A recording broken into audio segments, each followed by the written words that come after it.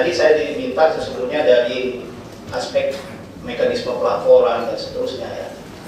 Tapi kalau saya lihat itu dalam waktu yang singkat saya mencoba membuat makalah. Sesungguhnya saya melihat mengaitkannya karena dilemahan terhadap ketahanan nasional ya. Tentu bisa saja nanti walaupun dalam waktu singkat saya langsung menjawab apa yang menjadi pertanyaan kepada saya. Saya mengutip pernyataan Presiden Joko Widodo.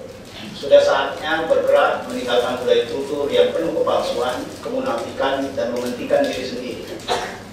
Jangan-jangan ini ada kaitannya dengan pelayanan publik kita selama ini.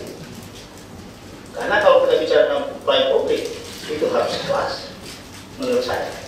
Bayangkan seorang polisi lalu lintas, ya, panas dan seterusnya, dia berdiri, membantu setiap orang, mengatasi kemacetan, kalau nggak dikasih ikhlas menurut saya, dan profesi-profesi lain.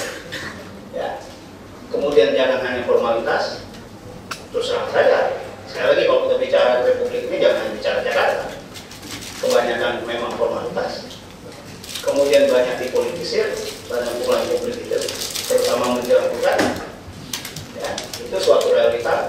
Dan saya pernah menulis buku, misalnya judulnya Politik Uang dalam Pemilihan Kepala Daerah, dan sudah pernah saya paparkan di kantor Wakil Presiden. Ya, itu juga banyak kalau mengutip, tetapi juga terkait saya katakan unsur-unsur ini. Kalau kita bicara negara manapun, apakah itu negara komunis dan seterusnya, dia akan bicara tujuannya adalah mensejahterakan warganya. Pasti itu welfare state ya. Di dalam teori ilmu negara, Churchill ini misalnya jelas-jelas itu mengarahkan pemikirannya ke sana. Ya. Kita akan bicara tentu pelayanan publik sangat erat dengan fasilitas publik. Bagaimana mungkin kita bicara soal IT kalau di daerah-daerah kita listriknya nggak ada, sekolah-sekolah listriknya mati terus.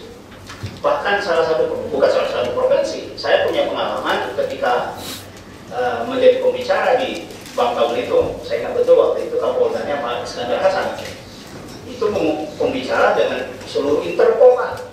Ya, gubernurnya ada di situ, lampunya mati. Gimana kita bicara IT base?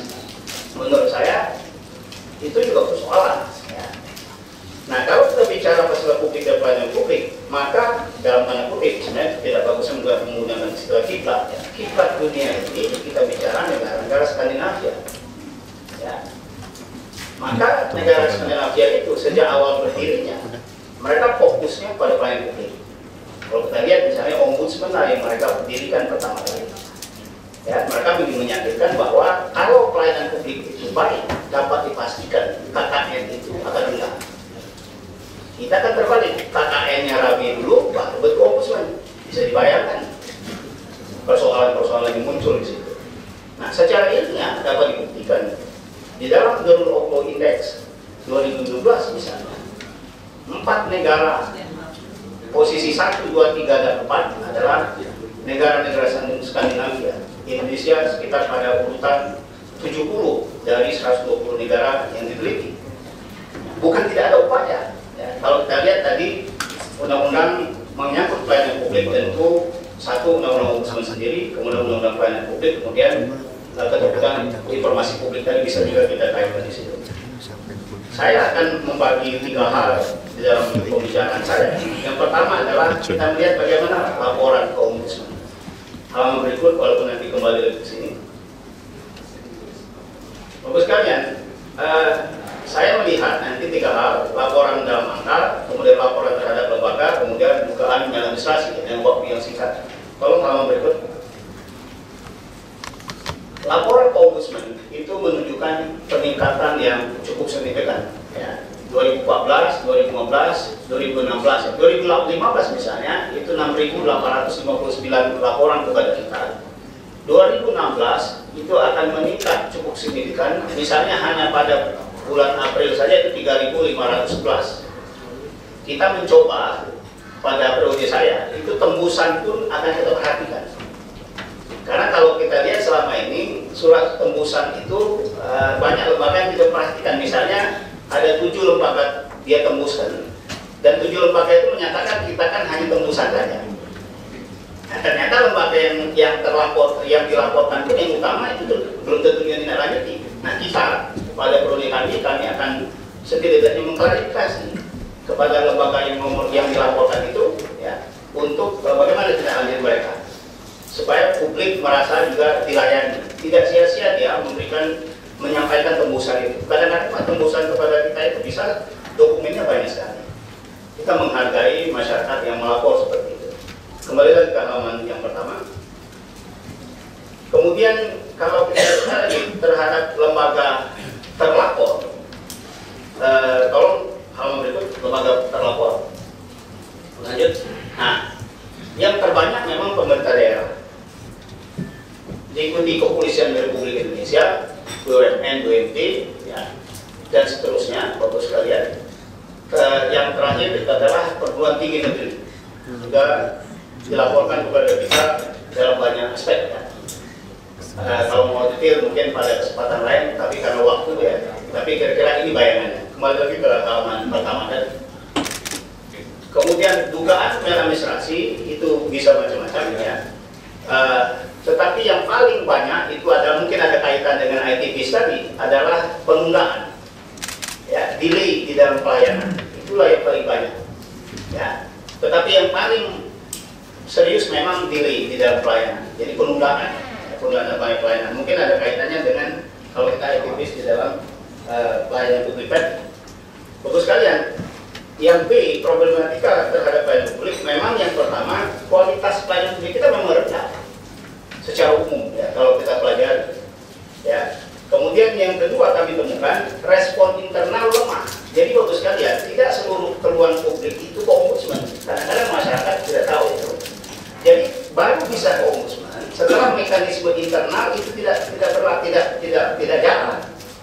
Misalnya kalau ada keluhan kepada polisi, mesti mereka kalau tingkat Polda itu diwaspada dulu. Kalau dia ke pertanahan misalnya ke inspektoratnya dulu. Begitu juga yang terjadi pada PMK. Ya, nah memang kebanyakan mekanisme internal itu tidak jalan, respon internal itu. Kemudian problematika berikutnya adalah kompleksitas masalah, ya. Kita tahu secara geografis, demografis, politik dan seterusnya itu juga menemukan problematika bagi kita tersendiri, ya. Ya, begitu juga kalau kita bicara demografi, ya. Sehingga sebetulnya negara kita juga sudah pada tantangan SDM dan seterusnya juga berhadapan dengan kondisi yang belum tentu dimiliki oleh negara-negara. Bukan ini justifikasi, gitu. Tetapi inilah realita yang menambah kompleks persoalan kita untuk membuat pelayanan publik kita sejajar dengan negara-negara utama di dunia ini. Jadi tantangannya lebih berat lagi, belum lagi kalau ditambah dengan apa yang dikatakan oleh Presiden Joko Widodo pada halaman pertama. Bagus sekali, kalau kita melihat, tentu kalau kita bicara potensi implikasi, tadi sudah merupakan persaingan global, ya. Kelemahan infrastruktur kita itu juga sudah menjadi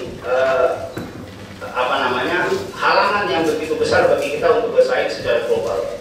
Kita bicara misalnya bidang pariwisata saja, kemudian bidang pendidikan saja, ya.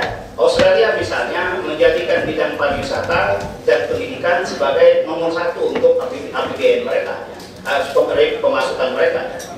Kemudian Singapura kalau kita lihat secara strategis, mereka memanfaatkan misalnya kekurangan infrastruktur kita itu justru mengambil keuntungan yang luar biasa karena infrastruktur kita memang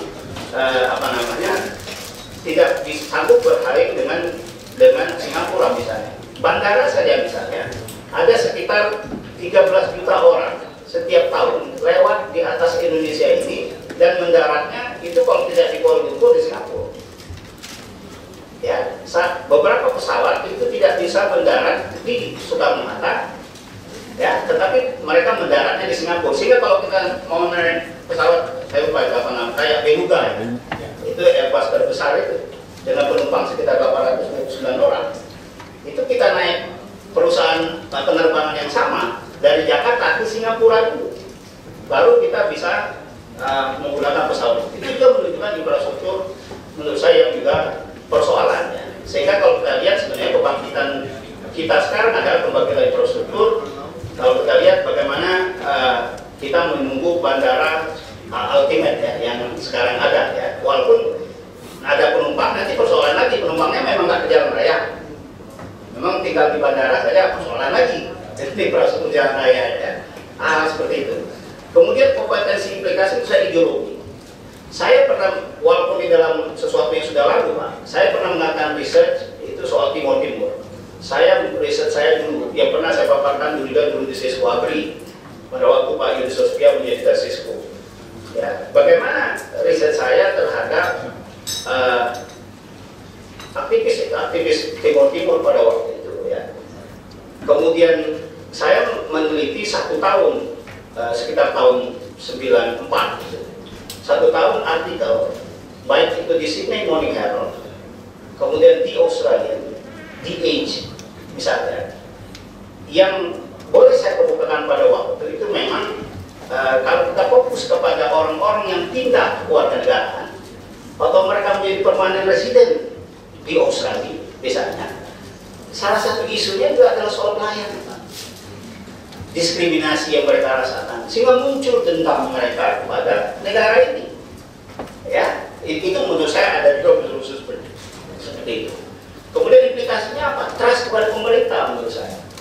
Ya, sehingga kalau kita bicara daerah-daerah perbatasan, ya, kalau kita misalnya lihat misalnya Laskar Wakanda yang pernah juga cukup heboh pada waktu itu, antara lain kan penduduk perbatasan merasa bahwa pelayanan fasilitas publik negara tetangga memang lebih bagus dari kita.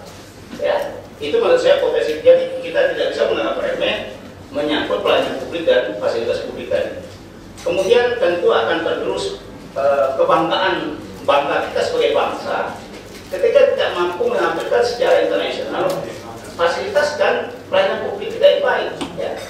Di dunianya ada 170 ombudsman berasal dari sekitar 150 negara. Kita berkumpul secara rutin.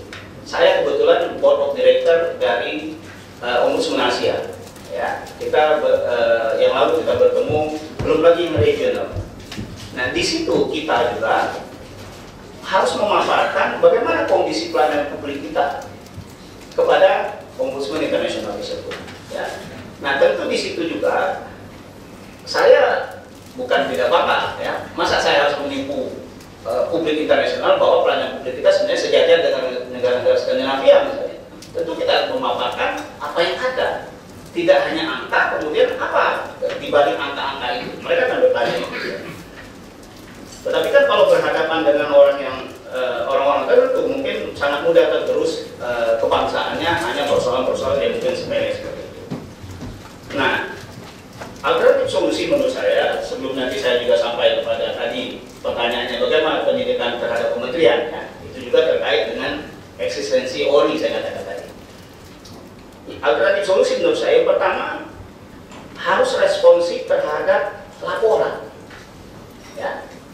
Kami menilai lembaga-lembaga yang ada kebanyakan tidak terlalu responsif terhadap laporan. Kalaupun ada respon, kadang-kadang itu hanya respon yang di atas kertas bahwa kami ini sudah ada SOP, begitu saja. Tetapi tidak menyelesaikan persoalan yang dilaporkan oleh masyarakat. Nah, karena itu tidak selesai, kemudian masyarakat lapor kemana-mana lagi Pak, ke kantor presiden, ke ombudsman jelas ya, karena tidak tuntas. Hanya dijawab kalau ada persoalan ini kami punya SOP ini, dia cuma jawab itu. Ada pelanggaran, tidak terjadi pelanggaran karena sudah begini-begini, tapi di lapangan tidak seperti itu senyatanya. Responnya lebih pada respon tanggapan-tanggapan yang sifatnya tidak solutif, ya, tetapi lebih kepada defense, pembelaan diri saja. Ya. Nah, tentu saja yang akan solusi lain menurut saya adalah bagaimana infrastruktur kita, termasuk IT tadi, ya, supaya lebih baik. Ya. Saya cenderung melihat memang ada kebangkitan infrastruktur yang cukup signifikan di Indonesia pada saat ini. Kalau kita lihat misalnya ada pembangunan jalan tol Sumatera saja itu hampir 1.500 km. Ya, kemudian pembangunan bandara, pembangunan pelabuhan laut, menurut saya itu suatu hal yang juga akan berpengaruh terhadap fasilitas publik yang pada akhirnya kepada pelayanan publik. Nah, kemudian selanjutnya menurut saya solusinya adalah kita harus meyakinkan publik ya, untuk tidak terjadi tergerusnya kebangsaan, munculnya mistrust terhadap pemerintah. Itu adalah meyakinkan kepada publik bahwa kita betul-betul melakukan perbaikan-perbaikan di bidang pelayanan publik ini, dan itu memang tidak mudah. Ya. Nah, menurut saya apapun yang kita lakukan, kementerian dan seterusnya, pada akhirnya adalah Mungkin paparan-paparan kita bagus, ya, menarik. Toh pada akhirnya bagi ombudsman bagaimana respon masyarakat? Respon masyarakat itu adalah ditentukan adalah bagaimana pengaduan mereka kepada kita. Sepanjang pengaduan-pengaduan itu menurut saya terus meningkat, berarti masih ada persoalan pada tataran implementasi. Walaupun kami juga menemukan sejauh ini dugaan saya kebenaran laporan kepada kita itu mungkin hanya 50% dari data yang ada, ya, sehingga kita kan tidak seketika saja mempercayai laporan itu. Waktunya 5 menit lagi, Prof. Ya, saya berusaha, Pak. Nah, kemudian tadi ditanyakan, saya langsung saja penindakan terhadap kementerian. Itu saya katakan persoalan tadi, ya. Yang pertama, memang ombudsman hanya bisa merekomendasikan. Sebagaimana juga kalau kita bicara institusi komisi judisial juga hanya bisa merekomendasikan. Ini juga dalam tanda kutip banyak yang menyatakan Prof itu suatu kelemahan, ya, karena kita hanya bisa merekomendasikan. Nah, nampaknya di Indonesia ini institusi itu baru berwibawa kalau dia bisa memasukkan orang ke dalam penjara. Ya, menurut saya itu saya bukakan kepatuhan Anda terhadap rekomendasi ombudsman itu juga merefleksikan kualitas lembaga Anda. Saya kemukakan bahwa rekomendasi saya kepada terlapor itu bukan kepentingan ombudsman dong, kepentingan lembaga terlapor. Saudara dipersoalkan, misalnya seorang kepala daerah dipersoalkan oleh rakyat Anda ini loh. Kemudian kita kasihkan saran setelah kita kaji, setelah kita turun ke lapangan dengan biaya yang cukup besar, kita kasih 4 rekomendasi. Anda tidak perhatikan itu, mestinya Anda bayar kita tuh kalau pakai konsultan apa jalan keluar. Ini gratis karena didirikan oleh negara, gratis. Ini loh Pak 4 langkah yang mesti dilakukan, dan Anda tidak lakukan. Yang rugi siapa? Kita coba membangun itu. Nah, tetapi di masa kepemimpinan kami mencoba, walaupun rekomendasi kita coba kejar rekomendasi itu, karena kalau rekomendasi kami dalam 60 hari itu tidak diikuti, kita kan setiap 3 bulan itu ada laporan ke Presiden, kemudian laporan ke DPR. Nah, strategi kami lainnya adalah mempublikasikan, sehingga kami pada saat-saat tertentu kita publikasikan lembaga-lembaga birokrat yang katakanlah membangkang, ya, terhadap rekomendasi yang kita berikan. Walaupun kemudian ombudsman tidak juga obrol rekomendasi. Pada periode kami sangat hati-hati mengeluarkan rekomendasi karena itu menyangkut juga nama baik orang, menyangkut juga kinerja sesungguhnya suatu lembaga yang tentu kita juga tidak sembarangan untuk mempublikasikan, karena memang ombudsman tidak bekerja atas dasar yang penting populer. Saya tidak seperti itu, ya, karena kepentingan kami adalah bagaimana pelayanan publik itu menjadi lebih baik, tidak harus mempermalukan suatu institusi. Akhirnya saya sampai kepada saran yang pertama, menurut saya pelayanan publik itu memang sedapat mungkin harus IT based, ya. Tetapi juga IT base itu harus disertai peningkatan infrastruktur pendukung, ya, untuk itu ya di seluruh wilayah Indonesia. Jadi menurut saya percuma saja kita bicara IT base, IT itu sangat terkait dengan listrik, ya kan? Kalau IT base kita bicara setiap hari di Jakarta ini, tetapi kemudian tidak memperhatikan kebutuhan listrik di seluruh Indonesia, maka rasa-rasanya bapak-bapak ibu petinggi-petinggi saja yang bagus upayanya, konsepnya luar biasa, pas di lapangan. Saya bukan mengguli bagus sekalian, saya yakin bapak-bapak ibu dan ruangannya adalah orang yang sangat-sangat berpengalaman di bidangnya masing-masing. Tetapi saya juga sebagai orang daerah kadang-kadang miris juga gitu. Yang di Jakarta sudah bicara langit beberapa, tapi kita masih bicara printernya nggak bisa hidup, laptopnya komputer nggak bisa hidup, ya, karena memang nggak ada listrik. Ya, paling-paling kadang-kadang mengandalkan genset, itu pun yang paling praktis sambil nyewa orkes dangdut. Nah, biasanya ada gensetnya.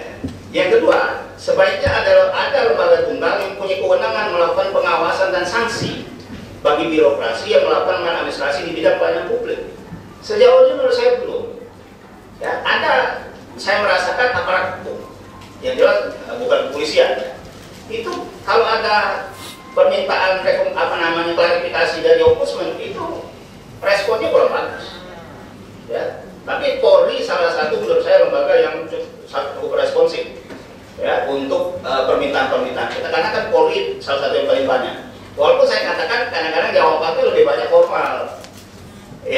sudah punya ini, solusinya apa? Mestinya kan ada masalah begini, kita turunkan ini gitu, sehingga dia selesai. Tapi tidak dengan penjelasan ada aturan ini, ada aturan itu. Ya, tapi dari sisi responsif menurut saya Polri sangat cepat responnya. Tetapi tidak mengubah, tetap tidak menurunkan jumlah laporan masyarakat terhadap polisi. Yang terakhir, saran saya adalah harus ada peningkatan kemampuan penyelesaian pelayanan laporan publik melalui mekanisme internal di setiap lembaga negara. Ya, kalau itu dilakukan, menurut saya yakin kepuasan publik terhadap pemerintah dalam pelayanan publik itu bisa meningkat, dan insya Allah laporan-laporan itu akan menurun ya, walaupun juga kita dihadapkan sekarang masyarakat memang dengan media yang begitu berkembang, kemudian kesadaran untuk melapor juga meningkat ya, tentu tidak serta-merta juga laporan itu bisa turun secara drastis. Demikian Bapak sekalian, saya minta maaf kalau ada kata-kata yang kurang berkenan dan mungkin kurang puas ya, karena memang juga kita dikejar waktu, tapi saya siap untuk berdiskusi sekalipun di luar forum ini. Terima kasih atas Bapak sekalian, mudah-mudahan Bapak sekalian sehat selalu untuk dapat mengabdi pada negara kita. Terima kasih.